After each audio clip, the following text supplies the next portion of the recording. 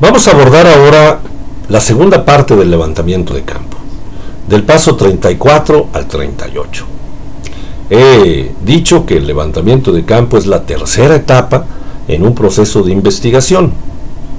En el caso de la investigación hermenéutico-interpretativa, en el paso 34 hemos pasado ya del 33, que es el punto de saturación, es decir, hemos detenido ya el levantamiento mismo, el acopio de información, para empezar un proceso de carácter convergente, es decir, a depurar y a tener menos información de la que levantamos, porque vamos a depurar, porque vamos a ponderar la importancia de lo que hemos levantado. Tal vez no todo lo que levantamos de información sea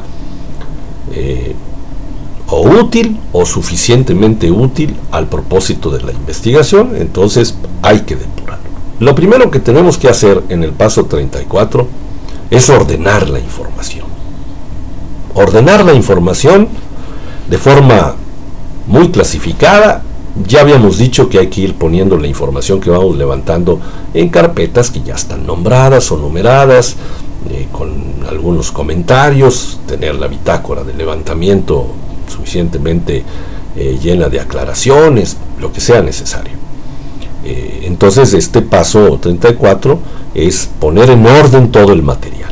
Aquí hay que hacernos una pregunta muy importante, si es que el orden que nosotros supusimos en el diseño metodológico se conserva una vez que hemos levantado la información. A veces uno descubre en el levantamiento de campo que el ordenamiento debe ser distinto. Nosotros pensamos que el ordenamiento pues va a ser por el tipo de técnica que hemos utilizado, entonces ponemos las entrevistas en un lado, las fotografías en otro, pero a veces descubrimos que conviene un orden distinto y entonces no es por el tipo de técnica, sino tal vez por el tipo de método aplicado, o tal vez conviene más ya ciertas categorías o ciertos escenarios. No sé, cada investigación es diferente y cada investigador tiene su propio estilo. Lo importante aquí es que el investigador se pregunte si este orden que ha tenido durante el proceso de la investigación se mantiene o se modifica, porque esta ya es la información que vamos a procesar. Ese es el paso 34. En el paso 35 hay que hacer algunas aclaraciones. Las grabaciones en audio y también los videos, algunos investigadores, y aquí depende mucho de los estilos, señalan enfáticamente, incluso en algunos casos, que todos los audios deben ser transcritos, es decir, pasados del audio a papel, para poder hacer el análisis sobre los textos escritos que han sido transcritos de un audio. Si así fuera el caso, bueno, pues hay que hacer las transcripciones. Ese es el paso 35. Transcribir todo el material que está audio grabado o video grabado, en la parte que tiene que ver con el audio, y hacer algunas observaciones en el caso de los videos de lo que ahí se está viendo.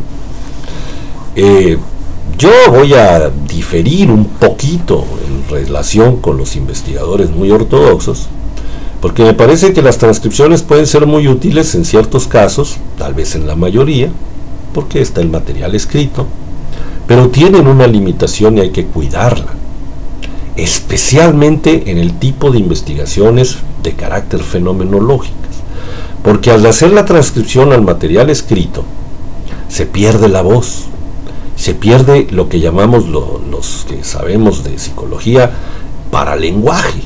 El paralenguaje es el tono, volumen y velocidad de la voz, y en este paralenguaje se expresan los sentimientos, las sensaciones, el malestar, la alegría, etc. Y eso es difícil que alguien que hace transcripciones, sobre todo alguien que se dedica a eso y que le pagan por hacer, porque es un poco enfadoso hacerlas, pues no va a estar poniendo ahí entre paréntesis, se muestra alegre, se muestra triste. Pues no, porque no está preparado para hacer este tipo de interpretación.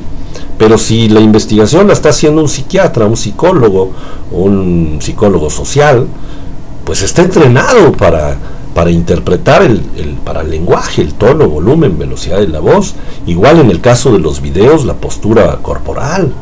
Entonces, sí es importante transcribir, pero también hay que cuidar que al transcribir no perdamos parte de la información que es muy valiosa, en especial en investigaciones de carácter fenomenológico, que es donde estamos utilizando el método de la fenomenología para interpretar vida interior. La vida interior sucede en términos fenomenológicos: sentimientos, sensaciones, imaginación, pensamiento, razón, etcétera, etcétera. Y estas se expresan mucho por el paralenguaje, por lo tanto hay que cuidar que no se pierda. Por otro lado, las transcripciones pues cuestan hacerlas, hay que pagarlas o hay que hacerlas, ¿no? Y se lleva un buen rato hacer transcripciones, y si se hicieron muchas grabaciones, pues hay que arrastrar el lápiz para hacer las transcripciones, y eso cuesta tiempo y dinero. Entonces hay que ponderar, yo ahí es donde tengo ciertas diferencias con la ortodoxia, hay que ponderar el tipo de investigación que estamos haciendo, quién la va a pagar o quién la está auspiciando, y qué tanto es necesario hacer transcripciones y qué tanto podemos trabajar directamente con las grabaciones, haciendo la interpretación directamente sobre la grabación. Tiene sus dificultades, porque hay que estar rebobinando. En el caso de los cassettes ya no se usan, pues ya ahora son grabaciones digitales, pero bueno, de todos modos en la computadora tenemos que estar regresando para volver a oír el mensaje 1, 2, 3 veces, qué sé yo. Entonces hay que tener esa decisión tomada en función de otros aspectos que no tienen que ver precisamente con la ortodoxia, sino con la logística y la manera como esa investigación se está realizando, y en el contexto donde esa investigación está sucediendo. Como quiera que sea, sí puedo reconocer que es muy importante hacer transcripciones, pero solo digo que a veces podemos trabajar directamente con las grabaciones, especialmente cuando las grabaciones están siendo útiles a un proceso de investigación fenomenológica.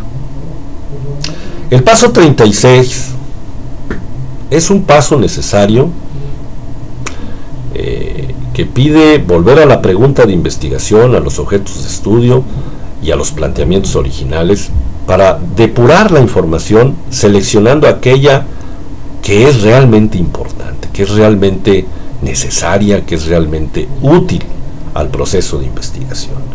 Es el paso 36. En el paso 37 necesitamos decidir la logística. ¿Cómo vamos a hacer el análisis? Hay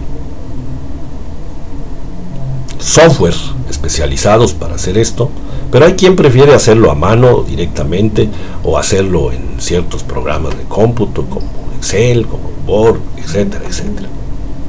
Hay que decidir qué es lo que vamos a utilizar para hacer el análisis.